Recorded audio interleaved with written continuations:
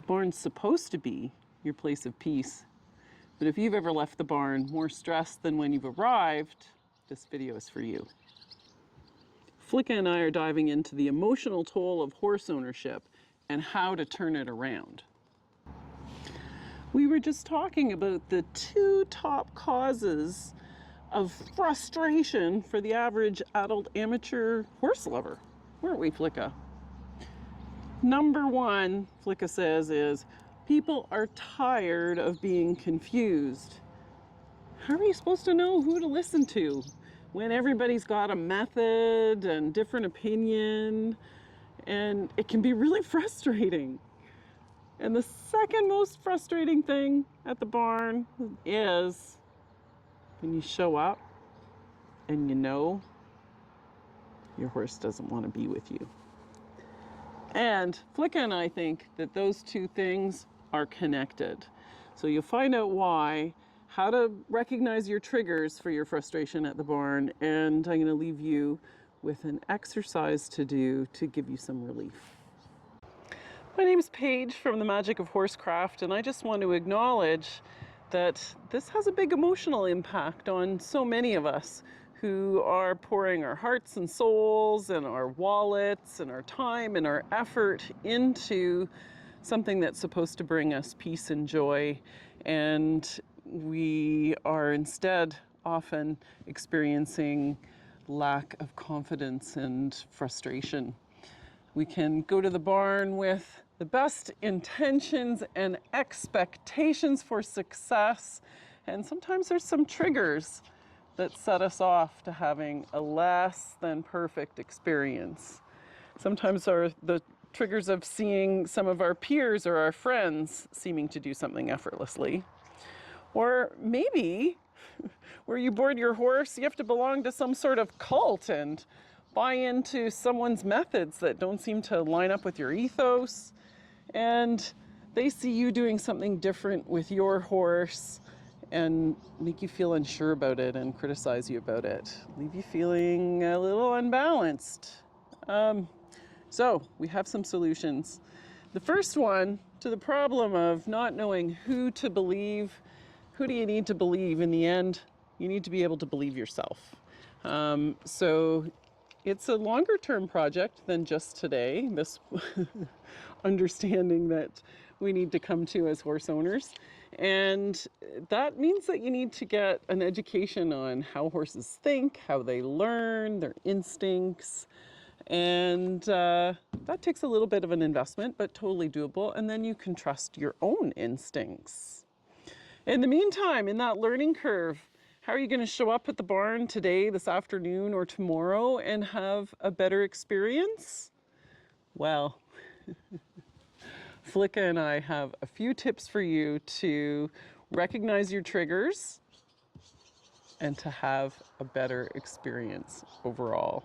And for the rest of this, I'm going to take it indoors to my little office, my cabin in the woods, and give you all a little gift. See you in a second inside. Before we get into the breathing exercise, I want to talk about what horses need from us in order to be happy and comfortable in our presence.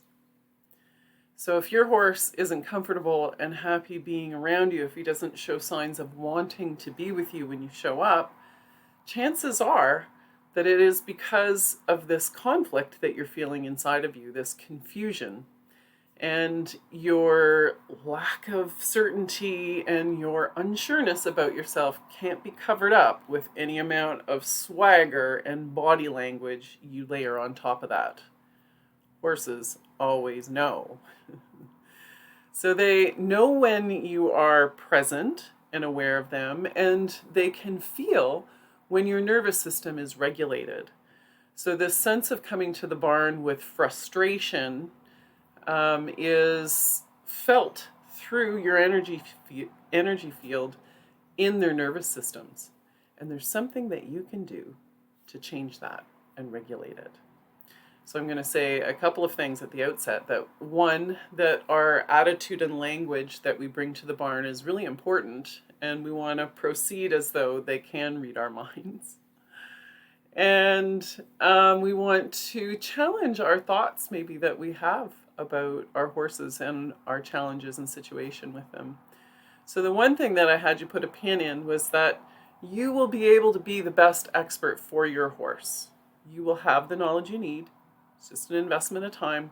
That gets addressed in some other issue. There's got to be some sense of relief in that. So what do you need to do just for today? Well, just for today, you need to show up and put some of that trust back in the bank account between you and your horse, to show them that you don't always take from them every time you show up. And you're going to show up with your nervous system regulated. And you're going to show them that you're aware of the environment so that you can be trusted. And on this day, just for today, you're going to have no expectations, none at all, and you're going to give back to them. So that's the mindset you're going to enter just for today. Now, I'm going to teach you things that go hand in hand, changing your nervous system state and regulating it to be in a place of calm and alignment, a place where you can access your instincts, a place where your horse can feel comfortable around you. Then I'm going to introduce the mindset shift so that you can come from a place of gratitude, and then you're going to try these exercises with your horse. So this ends up being a 3-part exercise. First, to ground your nervous system. Second, to change your mindset. And third, to show them your awareness of them. So first of all, to ground your nervous system, you can do it with a breathing pattern and some methods that I've adopted through heart math and my own experimentation with horses and my own nervous system. And I'm going to have you start by breathing in through the nose, filling the belly as you breathe, feeling it expand, out through pursed lips, in a pattern that is approximately double the length of out breath to in breath. Fill the belly, out through pursed lips in a long, dragged out breath like a leaky tire, all the way to the end till you push it all out. And in again. And on the next out breath, I want you to bring to mind all of the challenges that you're having with your horse and the kind of language that comes to mind when you think about your horse.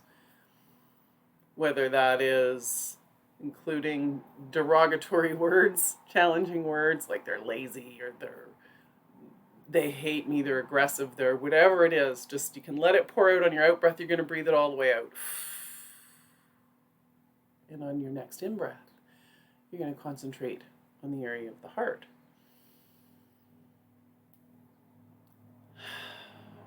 And what it feels like in your chest, to let go of that and replace it with something that you are bona fide grateful about your horse.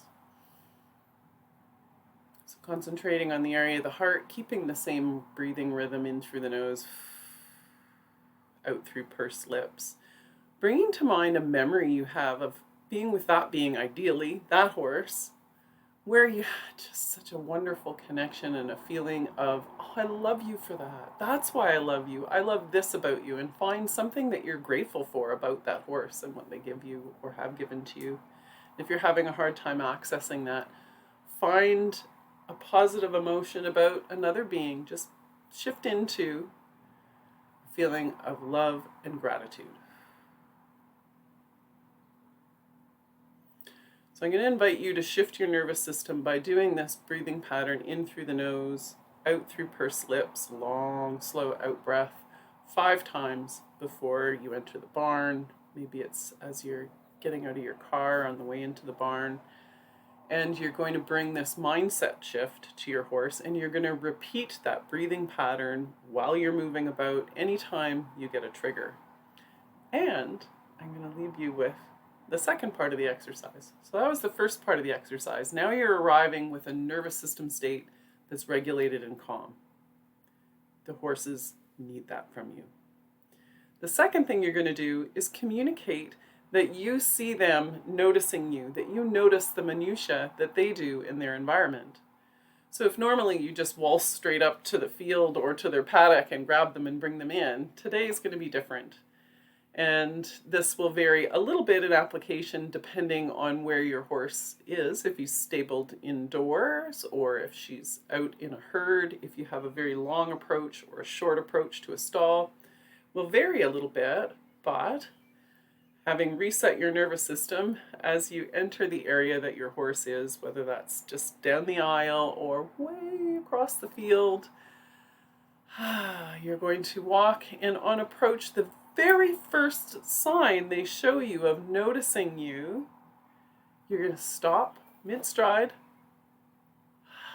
rock back, and sigh. So there is a softening of pressure, and you're going to say, I see you. I see you see me. And now what might some signs be of them noticing us? It might be that they're chewing and they pause chewing. It might be that they're eating and one ear comes towards us. I mean, it could be really obvious and they do this and they look at us. But look for those little signs, like a lift of the tail, a hardening of the gaze and it suddenly goes far away, a pausing of breath or chewing, a flick of an ear, a tensing of the nostrils, a widening of the eyes.